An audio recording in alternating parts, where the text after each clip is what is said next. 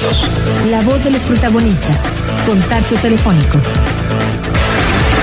Sí, y ya recibimos a Arturo González en este periférico en Contextos. Arturo, ¿cómo estás? Bienvenido, buenos días. ¿Qué tal? Buenos días, Marcela, buenos días, Juan, buenos días, Diana. El tema de hoy tiene que ver con algunas noticias que se han dado a conocer en los últimos días referentes a los programas para combatir la pobreza en México. Y en ellos podemos observar el título que tenemos de este artículo, que en la pobreza hay mucho manoseo y simulación.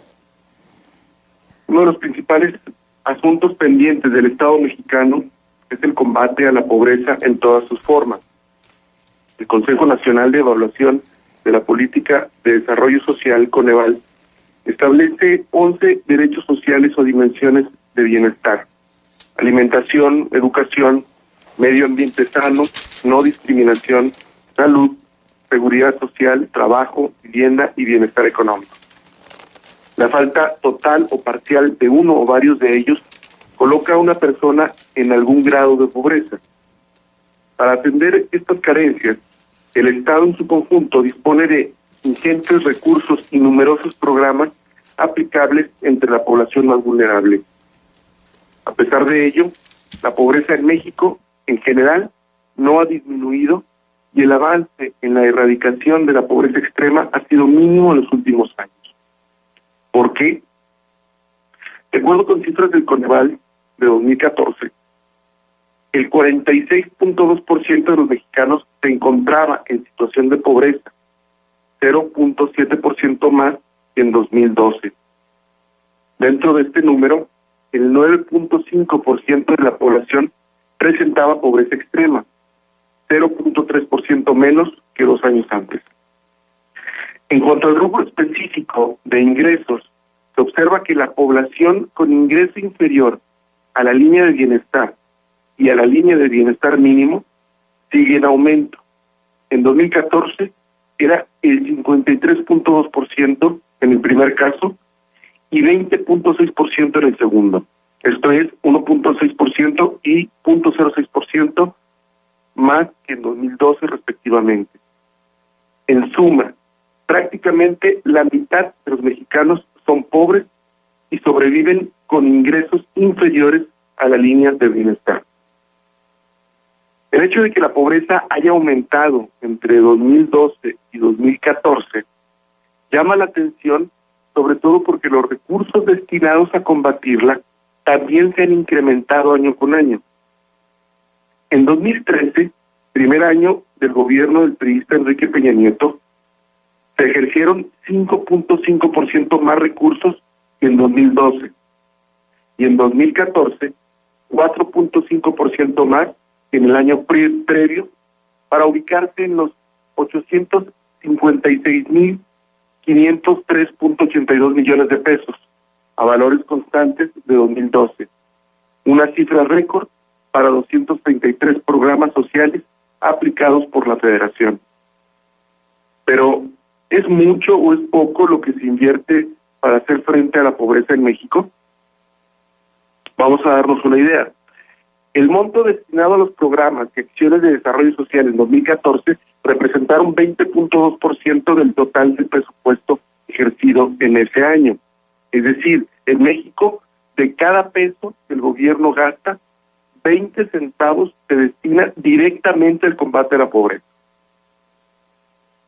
Pero si se toman en cuenta las funciones socioeconómicas del gasto público de las distintas dependencias o entidades, el gasto de desarrollo social representa el 52%, con lo que se ubica por mucho en la primera posición. Si la mitad de los recursos del Estado están destinados a atender las carencias de la mitad de la población, entonces es fácil deducir que el problema no está en la falta de dinero. Y si no está aquí, ¿en dónde está entonces? Es cierto, la pobreza es un fenómeno ligado a varios factores. El principal tiene que ver con la generación de la riqueza y su distribución. Los países más pobres son aquellos que producen poco y lo poco que producen se concentra concentra en unas cuantas manos. En estos países la clase media es prácticamente inexistente y requieren de ayuda exterior. Pero también están los países con economías grandes, pero con una alta concentración de riqueza, como es el caso de México, en donde la clase media es débil y altamente propensa a caer en pobreza. Para compensar las desigualdades y nivelar el terreno, el Estado interviene con la política social financiada gracias a los impuestos. Lo ideal es que la inversión en este rubro permita a la población en condición de pobreza satisfacer sus necesidades inmediatas y a la par desarrollar una independencia económica. ¿Existe esta visión en México? Puede ser que sí, pero entonces, ¿por qué no se ve reflejada en una mejora sustancial de los resultados? Hay varias causas posibles para plantear una respuesta. En primer lugar, en el análisis del Coneval se observa que la mayor parte de los recursos, el 52%, de desarrollo social se invierten en población adulta, es decir, gente en edad productiva o dependiente por edad avanzada. Y esto se da, no obstante, que México es considerado un país de jóvenes. A este último grupo de población se destina 32.5% del gasto social, pero en el caso de la infancia, el segmento de edad más vulnerable en condición de pobreza, la rebanada del pastel es mucho menor, apenas del 15%. ¿Qué significa lo anterior? Que el Estado mexicano destina menos recursos al buen desarrollo y sano crecimiento de los niños y jóvenes que a atender las necesidades inmediatas de quienes ya pueden laborar o ya lo hicieron y por lo tanto deberían contar con una pensión. Invertir más en la infancia y juventud es apostarle al futuro, aunque un gobierno venidero coseche los frutos. Invertir más en los adultos es apostarle solo al presente y obtener beneficios electorales inmediatos. Los niños y adolescentes no votan, los mayores de edad sí. Este punto es clave. Y precisamente esta visión electorera inmediatista es el principal obstáculo para que los programas de desarrollo social cumplan su objetivo. Con todo y las reformas y leyes que se han aplicado en la materia para aumentar los controles y sanciones, la mayoría de los programas son utilizados para construir redes clientelares partidistas con la consecuente prolongación de la dependencia económica de los que se encuentran en condición de pobreza. A esto hay que sumar los casos de desvío o malversación, como el revelado la semana pasada en la cruzada contra el hambre, con la contratación de 2 empresas propiedad del operador financiero de un cártel para realizar trabajos inexistentes. O el caso de Coahuila, en donde la Secretaría de Desarrollo Social gastó, por ejemplo, 10,000 millones de pesos en 2010, nadie sabe en qué. Si a lo anterior se agrega que cuando se revelan las fallas en los programas y la falta de resultados en la política social, los gobiernos, en vez de tomar nota y transformar la realidad mejorando sus esquemas, optan por maquillarla, el panorama no puede ser más desalentador. El aleccionamiento e inducción de beneficiarios por parte de funcionarios para que nieguen que tienen hambre, revelado por los reporteros René Arellano y Angélica Sandoval en las páginas del Siglo de Torreón, es la mejor muestra de cuando un gobierno no está dispuesto a corregir el rumbo. Con manoseo y simulación no se puede combatir la pobreza. Hasta aquí mi comentario. Oye, Arturo, pues es que tu análisis es muy profundo y muy puntual en relación a cuáles son las intenciones que hay dentro de los programas sociales, que no nada más en este sexenio, sino a lo largo de muchos sexenios se implementan. En primer lugar, a mí me parece que no todo el recurso que se supone que está destinado para ello llega a donde tenga que llegar. En segundo lugar, esto que tú señalas de la intención electoral, que finalmente se ayuda a quienes tienen credencial de elector, no a quienes no la tienen, y que a pesar de estos impresionantes, porque ya, o sea, yo no sé si tú tengas una idea aproximada de realmente cuánto se ha invertido, hablamos de pesos y centavos, en programas sociales a lo largo de los últimos 10 años en este país. La verdad es que no tengo muy clara la cantidad, pero estoy segura de que es una cantidad de dinero estratosférica. ¿Por qué es entonces que no podemos combatir mínimamente la pobreza?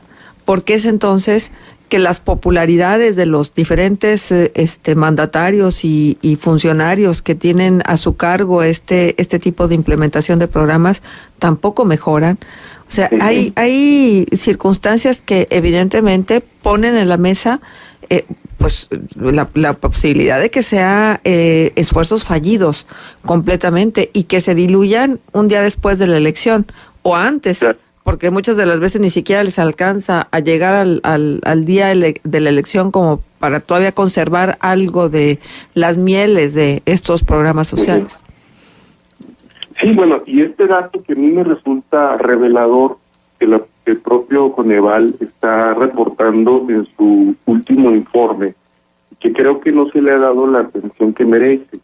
Sí, hablamos siempre de esta intención electorera de los programas, pero no nos damos cuenta que no nada más es una cuestión en la aplicación del recurso, sino que desde origen los programas sociales están concebidos para otorgar una ayuda estrictamente asistencial a quien debería tener un trabajo en este momento. Es decir, a alguien que ya está en edad productiva, número uno. Y número dos, a alguien que ya cumplió su edad productiva y que por lo tanto debería tener una pensión. Es decir, población que no debería ser susceptible de estos apoyos, que debería tener resueltas esas necesidades.